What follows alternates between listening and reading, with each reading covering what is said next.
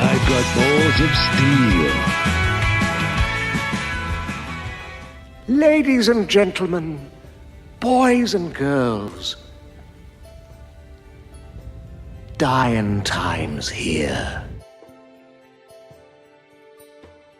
Well, happy St. Patrick's Day, everyone. I hope you're taking care of yourself and your family and having a right good time. I thought this might be a good time as any to talk about a few films.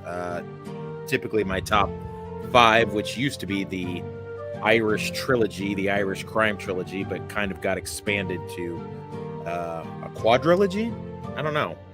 5 films that I like to reminisce about and revisit on St. Patrick's Day. If you recall, you've been following the show for a little bit. Last year in March for Losers Lounge, we did a kind of Irish crime thriller month, and the link will be in the description. I highly suggest that you check it out, but without further ado, let's look at Toxic's list of Irish crime thrillers that you might enjoy on a stay-at-home St. Patrick's Day, or maybe you want to take a look at it throughout the week. I mean, it's Monday, so in my mind, it's St. Patrick's week, not just St. Patrick's Day, if you catch my drift. But let's take a look at them. Happy St. Patrick's Day, everybody, and I do mean that. Anyway, so the first one that I've got, this is in no particular order, but, you know, hey, it is what it is.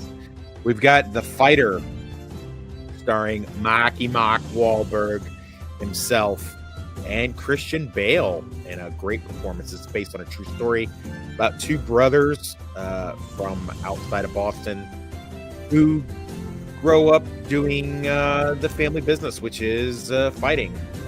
2 brothers, and then they got like 9 sisters or some crazy shit. And then the mom, the matriarch, they both have had a chance at greatness in boxing, and both have kind of flubbed it one way or the other. And one of them turns to drugs, and the other one kind of gets sidelined in his career. And Mickey Ward is Mark Wahlberg's character, and then Dickie Ward is the brother, the problem child. And what follows is kind of a, it's an Irish Rocky tale. It's a pretty good one. About a lightweight fighter that's maybe a little bit past his prime, but actually made good outside of Boston. I think this was like the late 80s, early 90s. Amy Adams is in it. She's very good, and probably her peak hotness.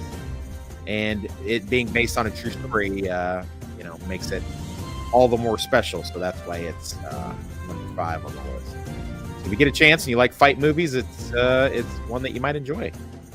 The next one everybody knows is Good Will Hunting, which back in the day, back in the late 90s, Matt Damon, synonymous with, Irish tough lads.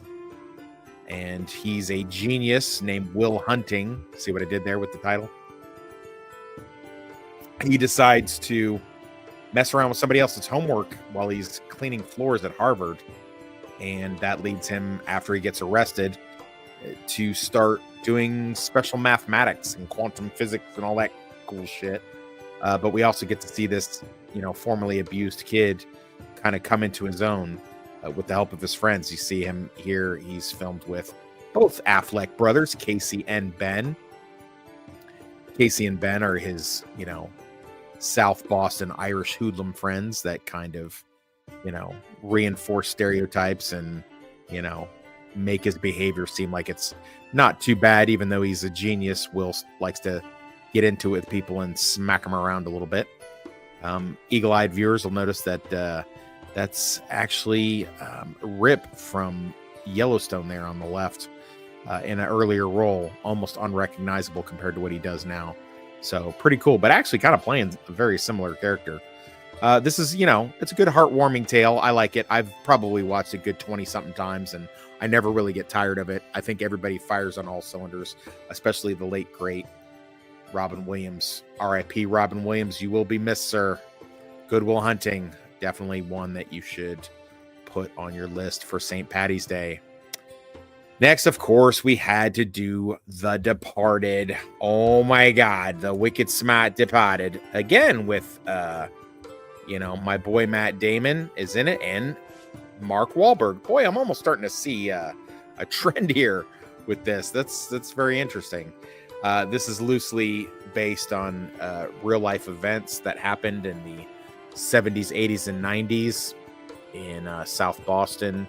Hell's Kitchen, or excuse me, not Hell's Kitchen, the South Side Boys, and most of the Irish and Italian mob that was going through it then. Whitey Bulger stand-in is Jack Nicholson.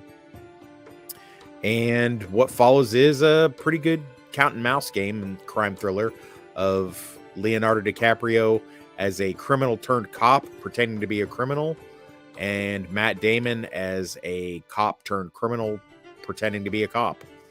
And they have to kind of outsmart each other and figure out who is doing who, doing what, doing it where, and a few twists and turns, some good violent shit, and pretty good film. I've watched it several times. It used to be one of my favorite movies of all time. It's gotten knocked down on the list a little bit here and there, but I still think it's worth a watch and worth your time. I'm sure there's purists that'll say that the original Chinese version is the better tale. Well, don't believe that shit, because this is a wicked good film and definitely worth your time.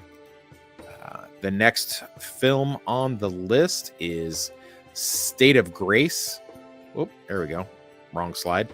State of Grace. This is about Hell's Kitchen, Irish mob. You have Ed Harris appears in here. This is the first of 2 times he's going to appear on this list. Isn't that interesting? And Gary Oldman in an almost unrecognizable performance as young Jackie, Ed Harris's little brother, that winds up getting him in trouble with the Italian mob. Sean Penn comes in as a Boston cop who used to be friends with the both of them and in love with their sister, played in an early performance by Robin Wright Penn back when she was still wicked hot.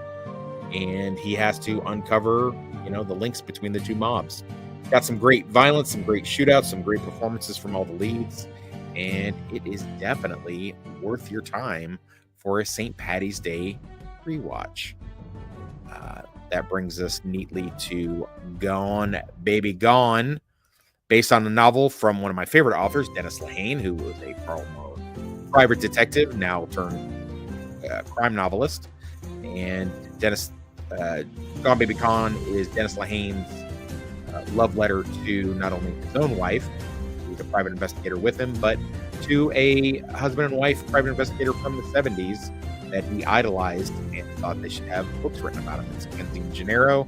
There are 6 or 7 Kenzie and Gennaro books. I think this is the 5th one, in which they are indeed a husband and wife private detective team, and they're asked to look into the disappearance of a young girl who was presumably or allegedly kidnapped one night in South Boston. It's an excellent crime thriller, also starring Ed Harris in a supporting role. I think personally one of his best. And it basically has everybody firing on all cylinders, doing the thing, and it is great. I love it. It's one of my favorite movies. It's one of my favorite books, and another one that we looked at, Loser's Lounge. So, of course, we're going to get into our final pick, The Town. And, of course, The Town is going to be number 1 on this list for your Irish mob movies. Set in Boston, Charlestown. Blake Lively, Jeremy Renner, John Hamm, and, of course, Ben Affleck. Interesting how some of these names just keep popping up over and over again, isn't it?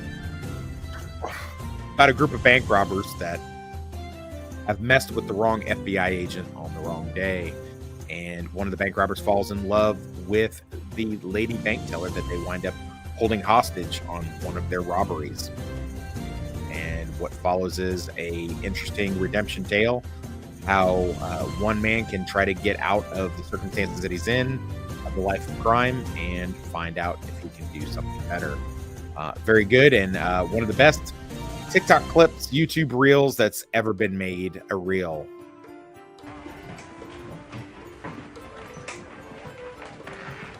I need your help. I can't tell you what it is. You can never ask me about it later, and we're gonna hurt some people. Whose car are we gonna take?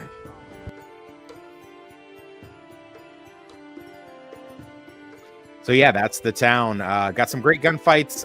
Kind of tries to be heat a little bit too much, too often, but it's still a great flick and definitely worth your time. And last on my list is Slapdash. Yes, Slapdash. Slapdash is the tale of Irish James McCulley, who was embroiled in a horrible shootout when his father was arrested as a fugitive from justice when he was a kid. He grows up and joins the military, and what follows is a pseudo flashback tale showing how soldier James McCulley winds up becoming criminal James McCulley, working as a bagman between the the Italian mafia and a group of bikers out in the Midwest. So it is my debut novel, and I'm pretty proud of it. Wrote it under my pseudonym. And James McCulley can't keep himself out of trouble. Ever since childhood, he's been plagued with tragedy and violence. As an adult, he uses his skills as an ex-military intelligence officer to make a modest living as an off-the-books PI, trying to keep his head down and avoid his checkered past, a past that may have caught up with him. It is available now on Kindle and Amazon paperback. And if you have Kindle Unlimited, it is for free. You can also reach me at my email addresses above, and I will send you, if you are in the United States, a signed copy. And I will leave you with this tonight, everybody. Thank you for joining me for my picks for a cool St. Paddy's Day at home, watching this or that. Saying you run into an asshole in the morning, you ran into an asshole. You run into assholes all day, you're the asshole. Riding on the wings of destruction, a toxic presence, a lord of corruption, polluting the ocean, spreading in decay, the toxin black, gnawing the vein, searing through the sand. I've got balls of steel.